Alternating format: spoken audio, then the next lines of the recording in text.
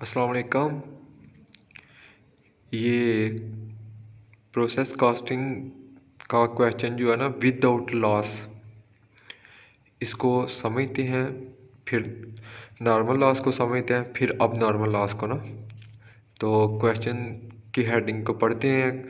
ये क्वेश्चन जो है ना इस तरह लिखा होता है, जो है ना, जैसे cost incurred and production made by department number 1 of Noorani industry limited during the month of January सन 2023 और एज अंडर। इसमें बोलता है कि डायरेक्ट मटेरियल कॉस्ट इसने दिया 5,06,250, डायरेक्ट लेबर 95,625, फैक्ट्री ओवरहेड 63,750 और unit started in process 75,000 unit started in process में थे। ठीक है, जब ये महीने का इसने कंपनी ने नूरानी ने काम शुरू किया, ठीक है, 75,000 यूनिट्स स्टार्टेड इन प्रोसेस में थे।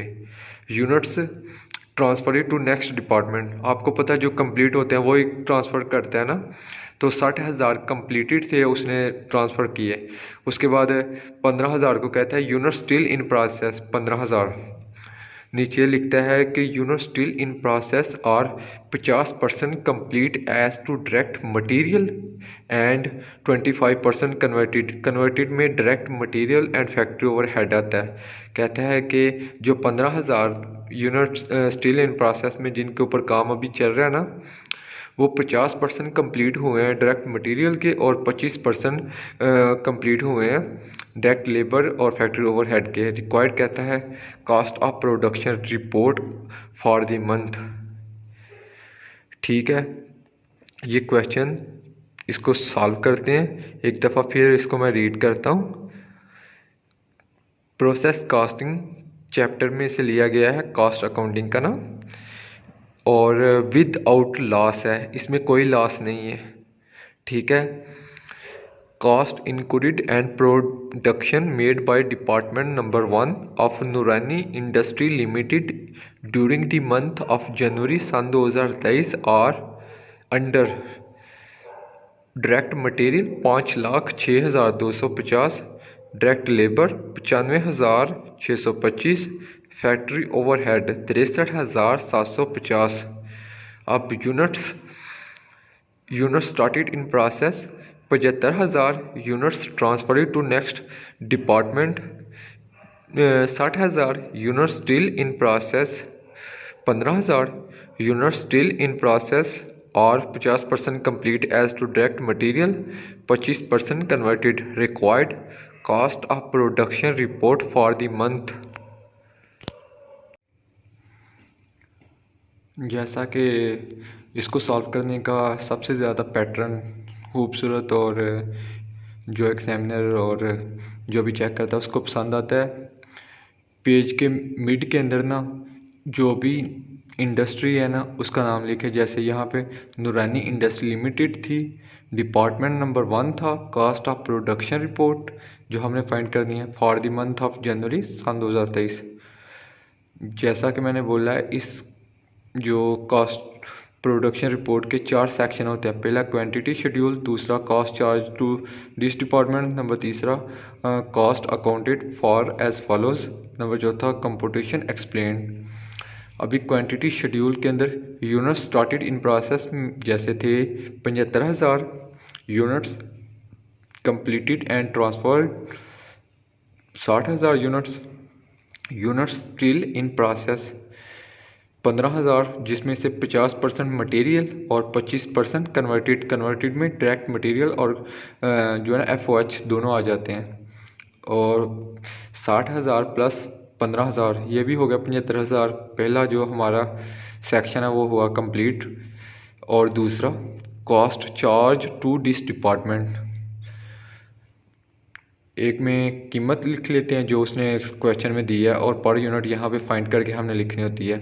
कॉस्ट ऑडिट बाय डिपार्टमेंट या by this department, direct material जो उसने गिवन है क्वेश्चन के अंदर 5,06,250, डायरेक्ट लेबर 95,625, FOH 63,750। और पर यूनिट कॉस्ट हमने किस तरह फाइंड की है, ये कंप्यूटेशन एक्सप्लेन जो इसका चौथा सेक्शन है वो भी एग्जामिनर चेक करता है और आपका सवाल जो है ना इसी की मदद से सॉल्व होता है।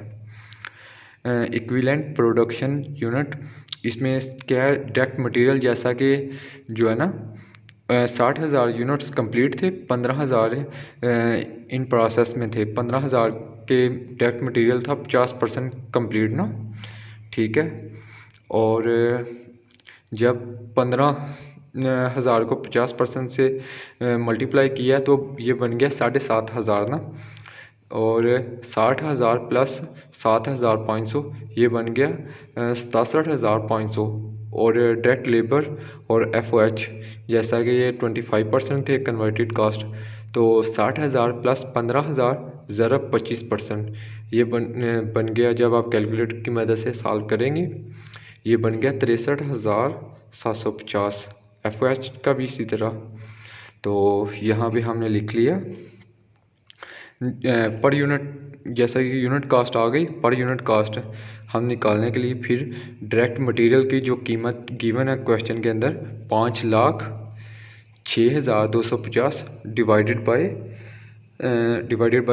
67,500 जो ऊपर निकला है यूनिट्स की कास्ट ना, तो जो अमाउंट है यूनिट अमाउंट को यूनिट पे डिवाइड करें तो पर यूनिट कास्ट आ जाती है। डायरेक्ट मटेरियल की आ गई 7.5, डायरेक्ट लेबर की आ गई 95,625 डिवाइडेड बाई 63,750, ये आ गई 1.5। FOH की 63,750 डिवाइडेड बाई 63,750, ये 1 आ गई। तो यहाँ पे अभी जो है ना पर यूनिट कास्ट, होप्स के आपको समझ आ गई होगी कंप्यूटेशन एक्सप्लेन की मदद से ना, कि 7.5 कहाँ से आया, 1.5 कहाँ से आया, और 1 इनको जब प्लस किया तो ये बन गया 10, और 5,06,250 प्लस 95,625 प्लस 63,750, ये बन गया 6,65,625। और इसका तीसरा section cost accounted for as follows, units completed and transferred, जैसा कि 60,000 यूनिट्स थे, और ये पर यूनिट कास्ट जैसा कि जो है ना ये 10 बनी है ना, ठीक है। तो 10 को जो है ना इसके साथ हम मल्टीप्लाई करेंगे 60,000 के साथ ना जो कंप्लीट थे, ये बन गया सीधा 60,000 को 10 के साथ मल्टीप्लाई किया, ये बन गया 6 lakh. Unit still in process, direct material जैसा कि 15,000 ज़रब 50% डायरेक्ट मटेरियल की उसने गिवन थी, और पर यूनिट इसकी कास्ट आ गई 7.5। जब इनको मल्टीप्लाई किया तो ये बन गया 56,250। तो डायरेक्ट लेबर का 15,000 ज़रब 25% ज़रब 1.5, ये भी बन गया 5,625। FOH का 15,000 ज़रब 25% ज़रब 1, ये बन गया 3,750। जब हमने इनको प्लस किया डायरेक्ट मटेरियल, डायरेक्ट लेबर और FOH की अमाउंट ना 56,250 प्लस 5,625 प्लस 3,750, ये बन गया 65,625। 6 लाख प्लस 65,625, ये बन गया 6,65,625। ये वाला आंसर और ये वाला आंसर, यानी कि दूसरे सेक्शन का और तीसरे सेक्शन का ना, जब आंसर एक जैसा आएगा तो आपको जो है ना फुल उम्मीद रखनी चाहिए कि आपका क्वेश्चन 100% ठीक है। ये मैंने ना दरमियान में इसमें लाइन इसलिए लगाई है कि आपको पता है कि वाइट बोर्ड में जगह ज़्यादा थी, तो पेज में ये बहुत खूबसूरत लगता है जब ये मार्कर के साथ ना, ये मार्कर के साथ आप इस कंपनी का नाम मेंशन वगैरह करें, फिर सेक्शन को जो है ना खूबसूरती के लिए मार्कर यूज़ करें, ठीक है, चारों सेक्शन के लिए ना, ठीक है। तो जब आप इस तरह खूबसूरती के साथ लिखेंगे तो क्वेश्चन के नंबर जो है ना आपको पूरे पूरे मिलेंगे। ठीक है, ये हमने विदाउट लॉस समझा कॉस्ट ऑफ प्रोडक्शन। होप्स के आपको समझ आ गई होगी।